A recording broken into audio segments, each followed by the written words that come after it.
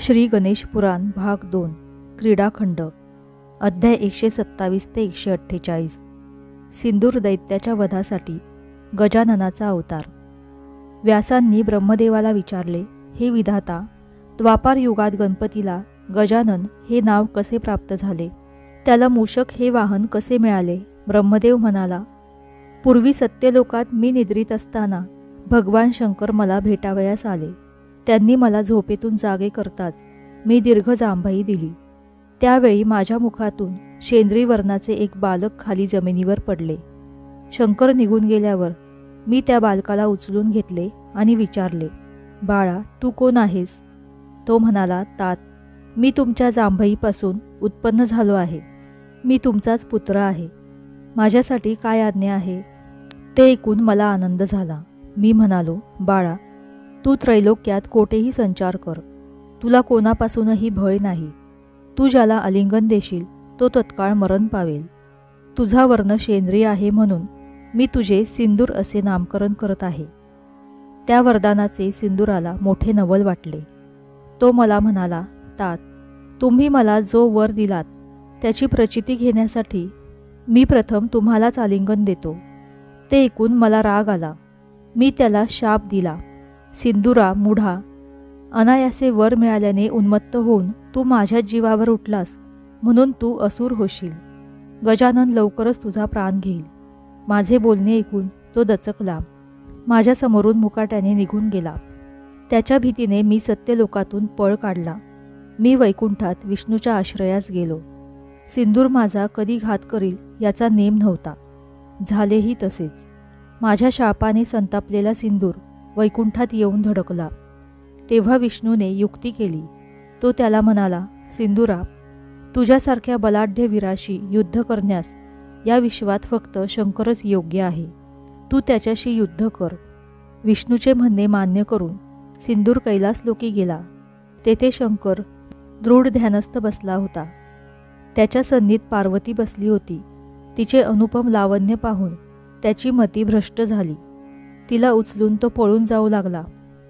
त्या संकटसमयी पार्वती गणपतीला आर्ततेने हाका मारू लागली। तेव्हा तो ब्राह्मणाचे रूप घेऊन त्याच्या समोर ठाकला आणि म्हणाला, सिंदुरा, या कुलीन स्त्रीला पळवून नेलेस तर तुझी मोठी अपकीर्ती होईल। त्यापेक्षा तू हिच्या पतीशी युद्ध करून हिला हक्काने घेऊन जा। तेवढ्यात शंकरही पार्वतीचा शोध घेत वेगाने तेथे आला। त्याने पार्वतीची मागणी केली। तेव्हा गोसावड्या, ही सुंदर स्त्री तुझ्या योग्य नाही असे म्हणून तो त्याच्याशी युद्ध करण्यास सरसावला। त्यावेळी प्रसंगाचे गांभीर्य लक्षात घेऊन विप्ररूपातील गजानन म्हणाला, बाबांनो, तुमच्या भांडणात या गरीब अबलेचे कशासाठी हाल करता? तुमचे युद्ध होईपर्यंत या सुंदरीला माझ्यापाशी ठेवा। तुमच्यापैकी जो विजयी होईल त्याला मी ही स्त्री देईल। ब्राह्मणाचे म्हणणे मान्य करून सिंदुराने पार्वतीला त्याच्याकडे सोपवले। मग तो शंकराशी युद्ध करू लागला। तो त्याला आलिंगन देण्यासाठी पुढे सरसावला। तेव्हा गजाननाने आपल्या परशुने त्याच्या छातीवर प्रहार केला। शिवानेही आपल्या त्रिशूळाने त्याच्या वक्षस्थलावर तीव्रतेने प्रहार केला। त्यामुळे त्याच्या छातीतून रक्ताच्या चिळकांड्या उडाल्या। तो वेदनांनी तडफडू लागला। तेव्हा सिंदुरा, या युद्धात तुझा पराभव झाला आहे म्हणून ही सुंदरी मी शंकराला देतो। तू येथून निघून जा असे म्हणून त्या ब्राह्मणाने पार्वतीला शंकराकडे दिले। सिंदुरासूर खिन्न मनाने तेथून निघून गेला। त्यानंतर गजाननाने आपले मूळ रूप प्रकट केले। त्याला पाहून शिवभवानीला परमानंद झाला। गजानन पार्वतीला म्हणाला, माते, मी तुला द्वापारात दर्शन देईल असे पूर्वी वचन दिले होते। सिंधुसुराच्या वधासाठी मी तुझा पुत्र म्हणून लवकरच अवतार घेईल। ते ऐकून अंबेला मोठे समाधान वाटले। गजानन अंतर्धान पावला। कैलासावरून निघाल्यावर सिंदूर पृथ्वीवर आला। त्याने मोठा हाहाकार माजवला। देवांचा, ऋषीमुनींचा, गोब्राह्मणांचा आणि प्रजांचा खूप छळ केला। त्याने सर्वत्र अधर्म पसरवला। तो कोणालाच ऐकत नव्हता। तेव्हा संत्रस्त झालेल्या देवांनी बृहस्पतींची भेट घेऊन सिंधुसुराच्या वधाचा उपाय विचारला। बृहस्पती म्हणाला, तुम्ही गणपतीला शरण जा। तोच या दुष्ट दैत्याचा संहार करून त्रिभुवनाचे रक्षण करीन। तेव्हा भयग्रस्त देवांनी काकुळतीने गणपतीची स्तुती केली. त्यांचा मनोभाव जाणून तो विघ्नहर्ता गणेश अत्यंत तेजस्वी रूप धारण करून त्याच्या सम्मुख प्रकट झाला. त्याने सर्वांना अभय दिले. तो म्हणाला, देवांनो, चिंता करू नका. लवकरच पार्वतीच्या उदरी जन्म घेऊन मी सिंदुरासुराचा वध करणार आहे. त्या आश्वासनाने देव चिंतामुक्त होऊन स्वस्थानी परतले. त्यानंतर काही दिवसांनी पार्वती गर्भवती राहिली. तिला सुंदर आणि रमणीय अरण्यात राहावे असे वाटू लागले. तिचे डोहाळे पुरवण्यासाठी शंकराने तिच्यासह एक मनोहर उपवनात निवास केला. ते वर्तमान कळताच अनेक देवही तेथे येऊन राहू लागले. प्रसूतिकाळ पूर्ण होताच पार्वतीने गजमुख, चतुर्हस्त आणि भाळी चंद्रकोर असलेल्या एका तेजस्वी पुत्राला जन्म दिला. त्याला पाहून शंकराला परमानंद झाला.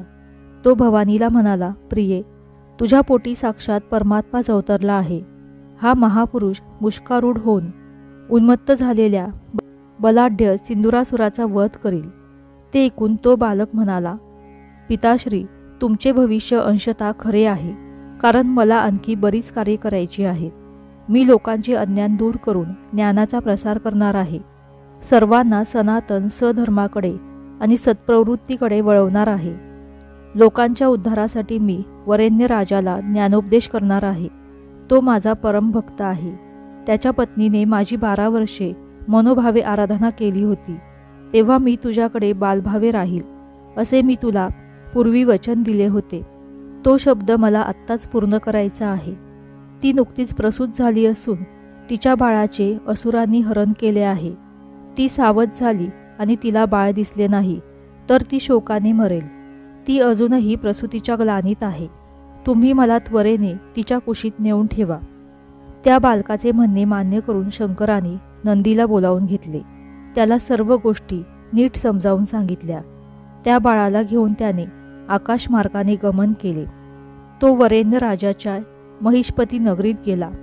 तेथे सूक्ष्म रूपाने पुष्पावती राणीच्या महालात प्रवेशला. त्याने त्या बालकाला अलगदपणे तिच्या मंचकावर ठेवले. मग तो कैलासावर परतला. शंकराला आपल्या कामगिरीचा वृत्तांत सांगताना तो म्हणाला, स्वामी, तुमच्या बालकाला वरेण्यापाशी नेताना मार्गामध्ये मला मुले खाणारी एक राक्षसीन भेटली. तिला शेपटीत गुंडाळून मी दूर पर्वतावर भिरकावले. पुढे काही गंधर्वांनी अडवले. त्यांना मी शेपटीने फरकारले. काहींना श्वासाने उडवून लावले तर काहींना शिंगांनी आडवे केले. मग आपले कार्य साधून मी येथे परतलो आहे. ते ऐकून शंकराला परम संतोष वाटला. त्याने नंदीच्या पराक्रमाची प्रशंसा करून त्याची पाठ थोपटली. एके दिवशी सिंदुरासूर राजसभेत बसला होता. आपले वैभव पाहून तो स्वतःशीच म्हणाला, माझ्यासारखा तुल्यबळ आणि बलाढ्य वीर त्रैलोक्यात कोणी नसेल. मला आव्हान देऊ शकेल असे कोणीही नसल्यामुळे माझे सर्व सामर्थ्य फुकट जात आहे. तेवढ्यात आकाशवाणी झाली, उन्मत्त सिंदुरा, व्यर्थ वल्गना करू नकोस. तुझा अभिमान वृथा आहे. पार्वतीच्या पुत्ररूपाने तुझा वैरी केव्हाच अवतरला आहे. तो लवकरच तुझा वध करील. ती आकाशवाणी सिंदुराला शापवाणीच वाटली. संतप्त होऊन तो वेगाने कैलासावर आला. तेथील सुतिकागृहात प्रवेश करून त्या बालकाचा सर्वत्र शोध घेतला, पण ते आढळले नाही. म्हणून त्याने पार्वतीलाच ठार करण्याचे ठरवले. तेवढ्यात गजानन कुमार रूपाने तेथे प्रकट झाला. तेव्हा त्या दृष्टाने पार्वतीसह त्यालाही उचलले. त्या दोघांना समुद्रात बुडवून मारावे असा विचार करून तो त्वरेने आकाशमार्गाने निघाला. त्याचे कपट लक्षात येताच गजाननाने आपले वजन इतके वाढवले की त्याचा भार असह्य होऊन सिंदुराने त्याला नम्रतेच्या विस्तीर्ण पात्रात टाकले. नदीमध्ये गजानन ज्या ठिकाणी पडला तेथे गणेशकुंड नामक तीर्थ निर्माण झाले. त्याच्या रक्तामुळे तेथील पाषाणांना लाल वर्ण प्राप्त झाला. म्हणून नर्मदा पात्रातील लाल दगडांना नर्मदा गणेश असे नामाभिधान प्राप्त झाले. कुमार गणेशाला खाली टाकल्यानंतर आपला शत्रू मेला असावा असे सिंदुराला वाटले. पण तो खाली पडताच त्या पात्रातून विशालकाय भयंकर कालपुरुष बाहेर आला. तो सिंदुरासम्मुख जाऊन म्हणाला, तू स्वतःला व्यर्थ कष्टवीत आहेस. मी तुझा शत्रू नसून तुझा खरा शत्रू दुसरीकडेच वाढत आहे. ते ऐकून सिंदुराला मोठे नवल वाटले. पार्वतीला तेथेच सोडून तो आपल्या नगरीत परतला. इकडे वरेण्य राजाची पत्नी पुष्पावती जागी झाली तेव्हा मंचकावर आपल्या कुशीत एक विचित्र बालक पाहून ती घाबरली. तिने राजाला बोलावून घेतले. त्या बाळाचे स्वरूप पाहून तोही संचित झाला. त्याने आपल्या प्रधानाला आणि राजसभेतील विद्वान पंडितांना बोलावून ते बालक दाखवले.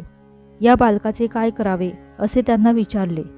ते म्हणाले, राजा, हे बालक अशुभ आहे. याला घरात ठेवणे म्हणजे संकटांना आमंत्रणच होय. तुम्ही याला अरण्यात सोडून द्या. त्याप्रमाणे त्याने सेवकांना सांगून ते बालक घोर अरण्यात टाकून दिले. त्या अरण्यात पराशर ऋषींचा आश्रम होता. नीरव शांततेत त्या तान्ह्या बाळाचे रडणे त्यांना ऐकू आले. त्यांनी आश्चर्याने शोध घेतला तेव्हा हे बालक आढळून आले. पराशर अंतर्ज्ञानी होते. त्यांना स्वतःचे मूलबाळ नव्हते. हे बालक परमेश्वराचा अवतार असून आपल्याला संतती नसल्याने देवानेच याला पाठवले आहे हे त्यांच्या लक्षात आले. बाळाला घेऊन ते लगबगीने आश्रमात परतले. त्यांच्या पत्नीने त्याला वात्सल्याने हृदयाशी कवटाळले. तर काय आश्चर्य, तिला पाना फुटला. तिने मातेच्या ममतेने त्याला स्तनपान करवले. दैवगती कशी विचित्र असते पहा. वरेण्य आणि पुष्पावती यांना पार्वतीच्या पुत्राचे संगोपन करण्याचे, त्याचे मातापिता होण्याचे सद्भाग्य लाभले होते. पण त्या अवतारी महात्म्याचे बाह्य स्वरूप पाहून ते त्या सद्भाग्याला मुकले. एके दिवशी इंद्रसभा भरली असताना कौंच नावाच्या एका गंधर्वाचा पाय चुकून वामदेवास लागला. त्यामुळे संतापलेल्या त्या ऋषीने कौचास तू मूषक होशील असा शाप दिला. तो गंधर्व मूषक रूपाने पराशरांच्या आश्रमापाशी पडला. त्याने आश्रमातील अन्नधान्याची नासाडी करण्यास सुरुवात केली. पराशरांनी गजाननास त्याचा बंदोबस्त करण्यास सांगितले. त्याने पाळत ठेवून त्या उंदरास पाश टाकून पकडले. तो प्राणभयाने विवळू लागला. गजाननास शरण येऊन त्याची करुणा भाकू लागला.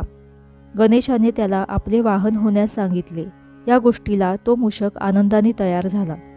गजानन लागलीच त्याच्यावर स्वार झाला. त्याच्या भाराने उंदराचा उन्मत्तपणा नष्ट होऊन तो अतिशय दीन झाला. त्याच्या आज्ञेत राहू लागला.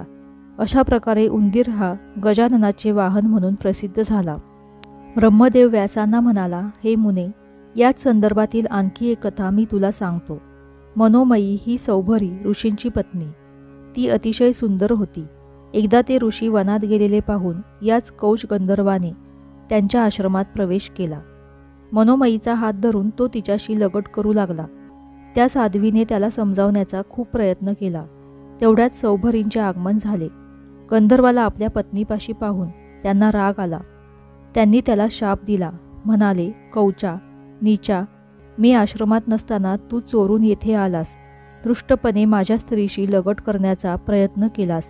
या प्रमादाबद्दल तू मूषक होशील आणि लोकांच्या दृष्टीआड राहून चोरून मारून आपली उपजीविका करशील. सौभरींच्या शापाने कौच गंधर्व उंदीर होऊन पराशरांच्या आश्रमात येऊन पडला. पराशरांच्या आश्रमात गजानन मोठा झाला. एके दिवशी तो ऋषींना म्हणाला, तात, ज्या कार्यासाठी मी अवतार धारण केला आहे ते कार्य करण्याची वेळ जवळ आली आहे. सिंदूरसुराने आपल्या अत्याचारांनी त्रिभुवनाला त्राही केले आहे. यज्ञयाग बंद पडले आहे. अधर्माचे प्राबल्य वाढले आहे. त्या दृष्टाचा वध करण्यासाठी मी तुमची अनुज्ञा मागतो आहे. गजाननाचे मनोगत जाणून पराशरांना खूप आनंद झाला. त्यांनी विजयी भव असा आशीर्वाद दिला. सर्व आयुधांनी सज्ज होऊन गजानन मूषकावर आरूढ झाला. शिवपार्वतीचे आणि श्री विष्णूचे स्मरण करून तो सिंदुराच्या नगराजवळ आला. त्याने मोठ्याने गर्जना केली. तिच्या निनादाने नभोमंडल दणाणले. तो ध्वनी असह्य होऊन सिंदुरासुरासह अनेक दैत्य मूर्छित पडले. काही वेळाने सावध झाल्यावर तो महादैत्य आपल्या सेवकांना म्हणाला, दूतांनो, ही गर्जना करणारा वीर कोण आहे याचा शोध घ्या. दूतांनी सर्वत्र हिंडून पाहिले. त्यांना उत्तर वेशीजवळ उंदरावर स्वार होऊन आलेला बालक रूपातील गजानन दिसला. त्याचे स्वरूप पाहून त्या भृत्यांना नवल वाटले. त्यांनी विचारले, हे बालका, तूच गगनभेदी गर्जना केलीस असे लोकांनी आम्हाला सांगितले आहे. तू कोण आहेस? येथे कशासाठी आला आहेस? गजानन म्हणाला, मी शिव पार्वतीचा पुत्र, प्रत्यक्ष परमात्मा. मी तुमच्या स्वामींचा वध करण्यासाठी येथे आलो आहे. हे त्याचे निश्चयात्मक करारी बोलणे ऐकून त्या दूतांचा थरकाप उडाला. त्यांनी धावत जाऊन हे वर्तमान सिंदुरासुराला सांगितले, तेव्हा तोही युद्धप्रवृत्त झाला. लढण्याची सर्व सिद्धता करून त्वेषाने नगराबाहेर पडला. सिंदूर दैत्य युद्धासाठी उभा ठाकलेला पाहून गजाननाने एकदम विराट स्वरूप धारण केले. त्याचा आभाळा एवढा देह, पाताळाच्याही खाली गेलेले पाय, तसेच अनंत हस्त पाद मस्तकाने युक्त असे दिव्य स्वरूप पाहून सिंदूर भयभीत झाला. त्याचे सर्वांग घामाने निथळू लागले. तरीही सर्व धैर्य एकवटून तो त्या विराट पुरुषावर धावला. त्याच्यावर खड्गाने प्रहार करू लागला. गजाननाने त्याला वरचेवर अलगद उचलून आपल्या बगलेत दाबले. त्यामुळे तो महादैत्य श्वास कोंडून गुदमरून मरण पावला.